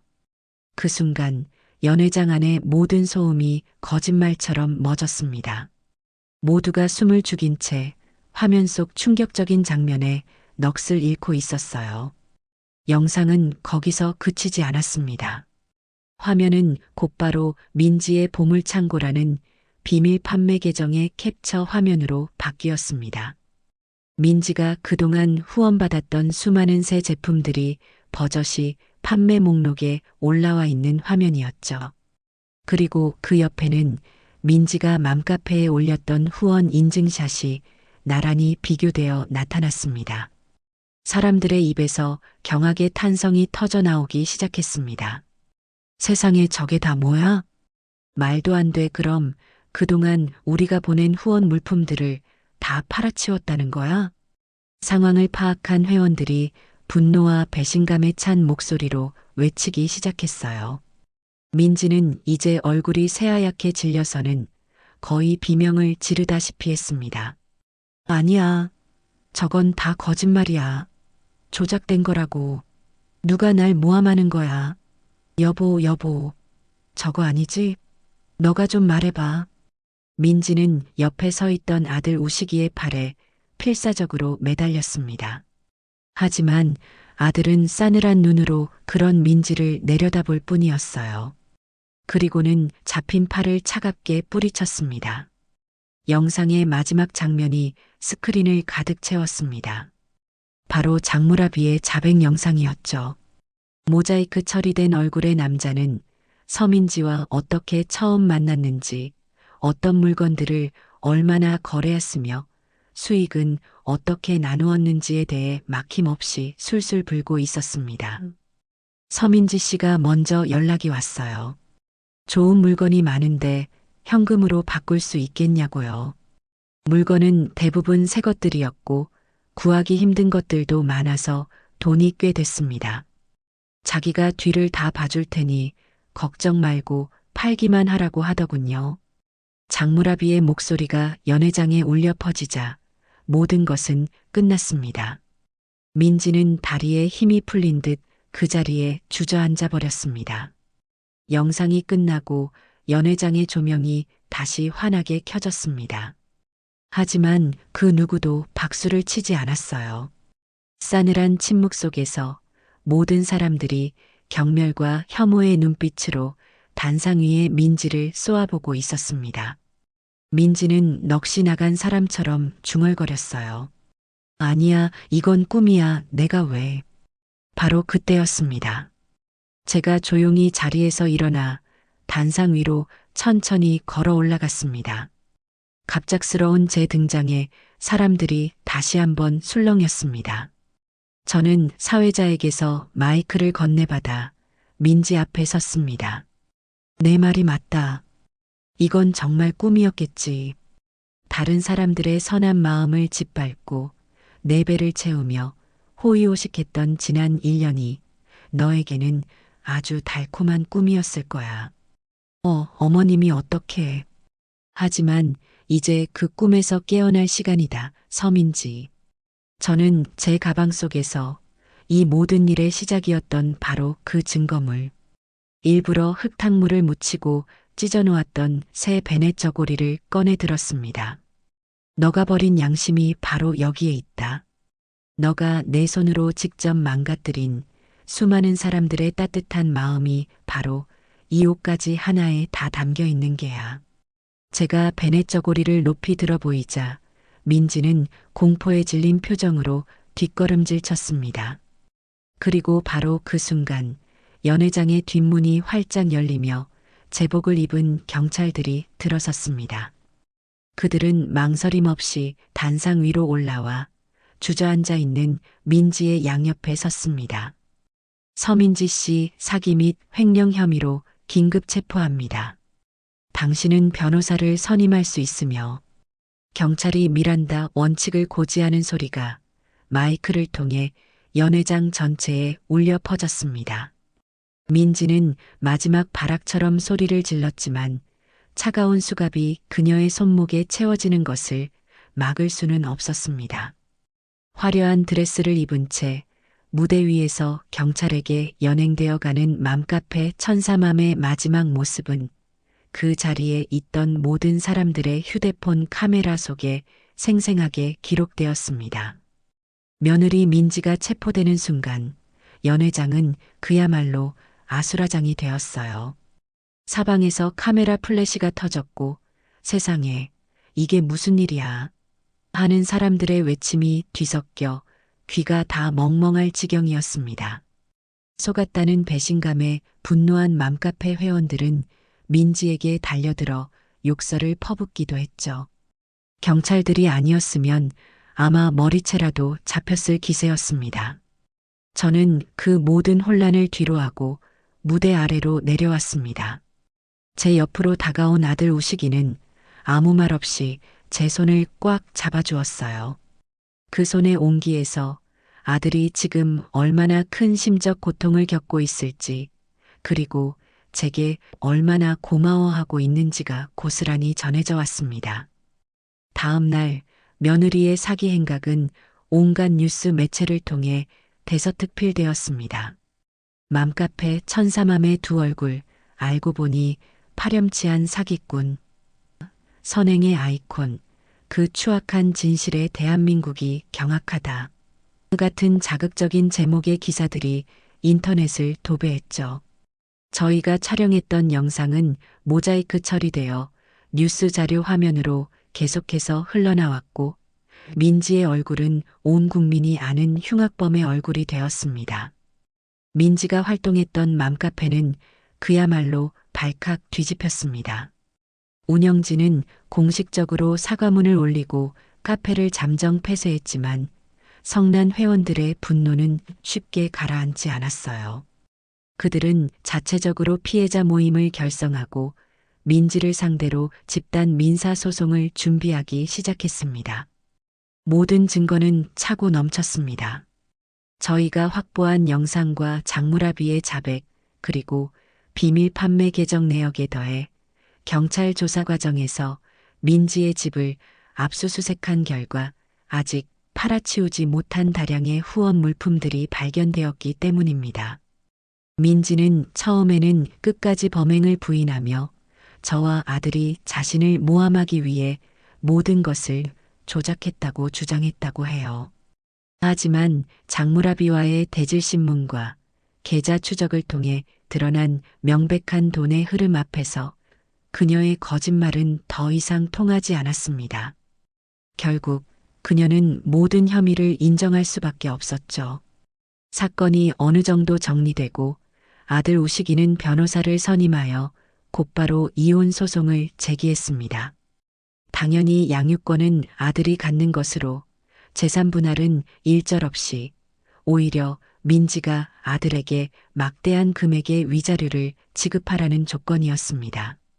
민지 측에서는 처음에는 양육권을 포기할 수 없다며 버텼지만 아동을 자신의 사기 행각에 이용한 정황이 명백하여 그 어떤 주장도 법정에서 받아들여지지 않았습니다.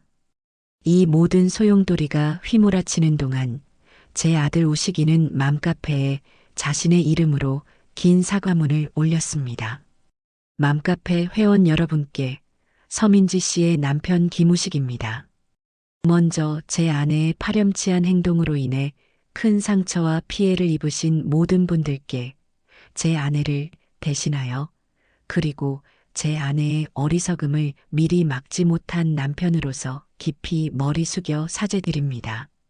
저는 누구보다 제 아내를 믿고 사랑했지만 그 믿음이 얼마나 어리석고 맹목적이었는지를 이제야 깨닫게 되었습니다. 진실을 알려주려는 어머니의 목소리에 귀를 닫고 오히려 어머니께 큰 상처를 드린 제 자신이 너무나도 부끄럽고 원망스럽습니다.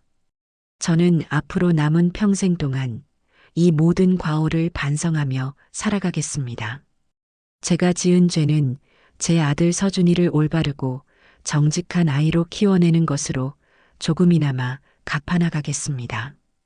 다시 한번 모든 분들께 진심으로 죄송하다는 말씀을 드립니다. 아들의 진심이 담긴 사과문에 처음에는 아들까지 싸잡아 비난하던 여론도 조금씩 누그러졌습니다. 오히려 아들 역시 이번 사건의 가장 큰 피해자라며 그를 응원하는 목소리가 높아지기 시작했죠. 법원의 최종 판결이 나오기까지는 그리 오랜 시간이 걸리지 않았습니다. 며느리 서민지는 상습 사기 및 횡령, 그리고 아동복지법 위반 등의 혐의가 모두 인정되어 결국 징역 5년이라는 중형을 선고받고 교도소에 수감되었습니다. 모든 것이 제자리로 돌아오고 있었습니다. 악행을 저지른 자는 죗값을 치르게 되었고 상처받은 사람들은 서로를 보듬으며 다시 일어설 준비를 하고 있었습니다. 이 모든 과정의 중심에서 저는 묵묵히 제 자리를 지켰습니다. 폭풍이 지나간 뒤 폐허가 된 땅을 다시 일구는 농부의 마음으로 저는 제 아들과 손주의 무너진 삶을 다시 일으켜 세우기 위해 조용히 흙을 고르기 시작했습니다. 모든 법적 절차가 끝나고 며느리가 교도소에 수감되었다는 소식을 들었을 때 제 마음이 후련하기만 했던 것은 아니에요. 물론 악행을 저지른 사람이 죗값을 치르는 것은 당연한 일이었지만 한때나마 제 며느리였고 제 손주의 어미였던 사람의 추락을 보니 마음 한구석에 씁쓸하고 아팠습니다. 하지만 감상에만 젖어 있을 수는 없었죠. 저희에게는 아직 해야 할 중요한 일이 남아 있었습니다. 바로 며느리의 사기 행각으로 인해 더럽혀진 사람들의 선한 마음을 제자리로 돌려놓는 일이었습니다. 저희는 변호사와 경찰의 도움을 받아 민지의 비밀 계좌에 남아있던 범죄 수익금 전액을 회수했습니다. 그리고 맘카페 피해자 모임과 연락하여 피해 금액이 확인된 모든 분들께 돈을 돌려드렸어요. 하지만 돈을 돌려주는 것만으로는 충분하지 않다고 생각했습니다.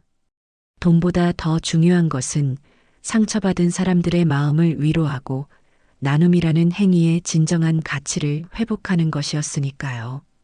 저는 아들과 함께 수소문 끝에 경기도 외곽에 있는 한 작은 보육원을 찾아갔습니다. 정부 지원도 거의 받지 못해 아주 열악한 환경에서 아이들을 돌보고 있는 곳이었죠. 저희는 그곳에 민지에게서 회수한 돈에 남은 금액과 저희 가족의 돈을 보태어 거액의 성금을 전달했습니다. 보육원 원장님은 저희 손을 잡고 몇 번이고 고맙다며 눈물을 흘리셨어요. 어르신, 정말 감사합니다. 이 돈이면 우리 아이들 올겨울은 따뜻하게 보낼 수 있겠습니다. 정말 감사합니다. 낡은 건물 안에서 때 묻은 옷을 입고도 해맑게 웃고 있는 아이들의 모습을 보니 제 마음이 다 정화되는 기분이었습니다. 바로 이곳이야말로 사람들의 따뜻한 마음이 도착했어야 할 진짜 주소였던 겁니다. 저는 아들에게 말했어요. 우시가 똑똑히 보거라.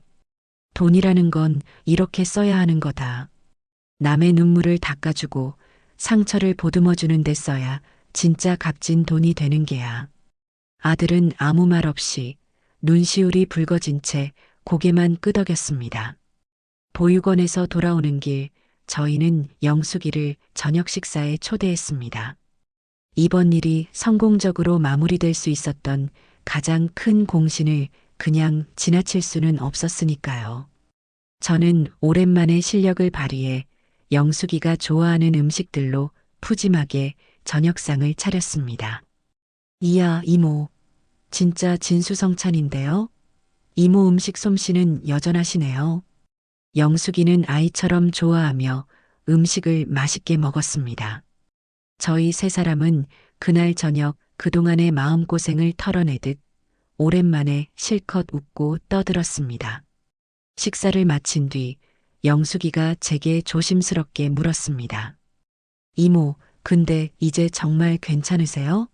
마음고생 정말 심하셨잖아요.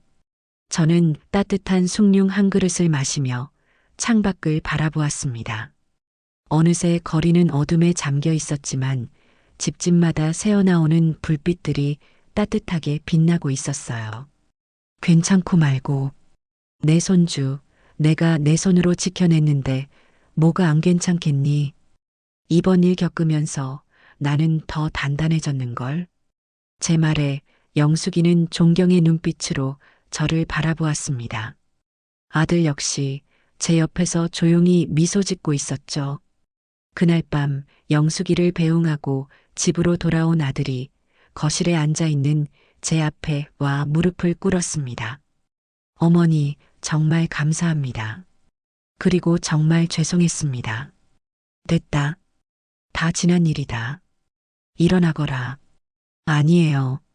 어머니 아니었으면 저는 지금쯤 어떻게 됐을지 상상도 하기 싫어요. 평생 어머니 마음에 대못을 박은 죄, 제가 평생 효도하면서 갚겠습니다. 아들은 제 앞에 엎드려 한참 동안 눈물을 흘렸습니다.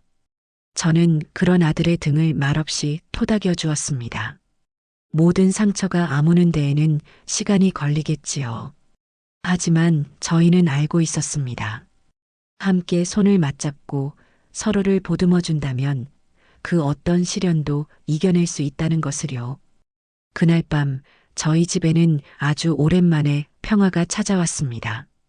그것은 모든 폭풍이 지나간 뒤에 찾아오는 고요하고 단단한 평화였습니다. 모든 소용돌이가 지나가고 몇 달이라는 시간이 흘렀습니다. 시간은 무심한 듯 흘렀지만 저희 가족에게는 많은 변화를 가져다 주었지요. 제 아들 우식이는 이번 일을 겪으면서 철부지 남편에서 든든한 가장이자 아들로 다시 태어났습니다. 다니던 회사를 그만두고 제가 평생을 바쳐 일궈온 시장 가게를 물려받아 새로운 일을 시작했어요. 처음에는 평생 책상에만 앉아있던 녀석이 고된 시장 일을 잘 해낼 수 있을까 걱정도 많았지만 아들은 제 생각보다 훨씬 더 훌륭하게 가게를 이끌어 나갔습니다. 매일 새벽같이 일어나 경매 시장에 가고 손님 한 분 한 분에게 진심으로 허리를 숙이는 아들의 모습을 보며 저는 비로소 마음을 놓을 수 있었습니다. 땀 흘려 돈을 버는 것의 정직함과 소중함을 아들은 온몸으로 배워나가고 있었던 겁니다. 하지만 아들에게 가장 큰 변화는 바로 아빠로서의 성장이었습니다. 아들은 가게 일이 끝나면 곧장 집으로 달려와 온전히 손주 서준이와 시간을 보냈습니다. 서툰 솜씨로 이유식을 만들고 목욕을 시키고 잠들 때까지 책을 읽어주는 아들의 모습은 제가 기억하던 어리숙한 아들이 아니라 세상에서 가장 믿음직한 아버지의 모습이었습니다. 덕분에 제 손주 서준이는 엄마의 빈자리도 느끼지 못할 만큼 밝고 건강하게 무럭무럭 자라주었습니다. 이제 막 걸음마를 떼기 시작한 녀석은 아빠와 할머니의 사랑을 듬뿍 받으며 하루가 다르게 애교가 늘어갔죠. 주말이 되면 저희 세 식구는 가까운 공원으로 나들이를 가곤 했습니다. 그날도 저희는 돗자리를 펴고 앉아 가을 햇살을 만끽하고 있었어요. 아장아장 걷던 서준이가 제 품으로 달려와 안겼습니다. 할미. 어눌하지만 사랑스러운 손주의 목소리에 제 마음은 솜사탕처럼 녹아내렸습니다. 저는 그런 손주를 품에 꼭 안고 저만치에서 흐뭇하게 우리를 바라보고 있는 아들을 향해 미소 지었습니다. 문득 지난 몇 달간의 일들이 영화 필름처럼 머릿속을 스쳐 지나갔습니다. 빨래 바구니 속에서 발견했던 낯선 옷까지, 며느리의 거짓된 미소, 아들의 배신에 무너졌던 가슴, 그리고 모든 것을 걸고 시작했던 외로운 싸움까지 그 모든 시간들이 있었기에 지금의 이 평화가 얼마나 소중하고 값진 것인지를 저는 누구보다 잘 알고 있었습니다. 저는 제 품에 안겨 있는 손주의 보드라운 머리카락을 쓰다듬으며 생각했어요. 사람의 욕심이란 참으로 무서운 것이구나. 눈앞의 작은 이익에 눈이 멀어 자신의 영혼까지 팔아넘기는 어리석은 사람들이 세상에는 참으로 많다. 하지만 그보다 더 강한 것이 바로 자식을 지키려는 어미의 마음이라는 것을 그들은 아마 영원히 알지 못하겠지. 저는 더 이상 며느리 서민지를 원망하지 않기로 했습니다. 그녀는 이미 자신이 저지른 죗값을 치르고 있을 테니까요. 그저 제 손주가 어미의 잘못된 길을 되풀이하지 않고 정직하고 선한 사람으로 자라주기만을 바랄 뿐이었습니다. 어머니, 행복하세요? 어느새 제 옆으로 다가온 아들이 조용히 물었습니다. 저는 대답 대신 아들의 손을 따뜻하게 잡아주었습니다. 제 눈앞에는 제 인생의 가장 소중한 보물인 아들과 손주가 햇살 속에서 환하게 웃고 있었습니다. 더 이상 무엇이 필요할까요? 이보다 더 큰 행복이 세상에 또 어디 있을까요? 저는 제 삶에 찾아온 이 고요하고 단단한 행복을 아주 오랫동안 음미했어요. 그것은 제가 제 손으로 직접 지켜낸 것이기에 더욱 값지고 소중한 것이었습니다.